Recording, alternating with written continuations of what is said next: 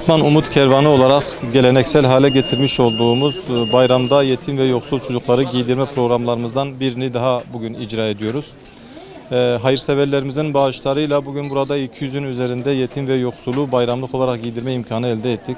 Allah hayırseverlerimizden razı olsun. Yani yetimlerin ve yoksulların güldüğü, sevindiği her gün bizim için sevinçli, mutluluk günüdür.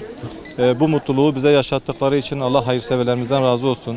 Bu hayırlarına Batman Umut Kervanı'nı aracı kıldıkları için, bizi hayırlarına aracı kıldıkları için kendilerine teşekkür ediyoruz.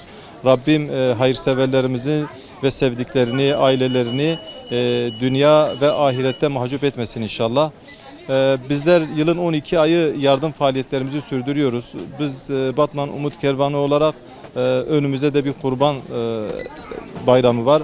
Kurbanda da yine bu yetim ve yoksul ailelerin yüzünü güldürmek, bir nebze olsun gıda ihtiyacını karşılamak adına hayırseverlerimizden kurban bağışlarını bize yapmalarını ve bu yetim ve yoksulları bu vesileyle de mutlu etmeyi istiyoruz.